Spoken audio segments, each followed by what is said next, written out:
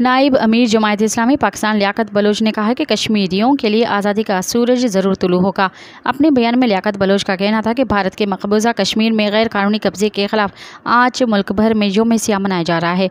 तहरीक आज़ादी कश्मीर 77 बरस से जारी है। उन्होंने कहा कि इंशाअल्लाह कश्मीरियों के लिए आज़ादी का सूरज ज़रूर तुलू होगा।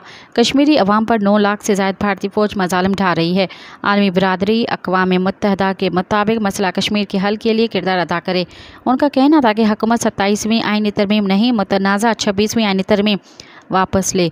26वीं आईनी तरमीम के बाद अदलिया इस्टेब्लिशमेंट और पार्लियामेंट का टकराव वसी हो रहा है।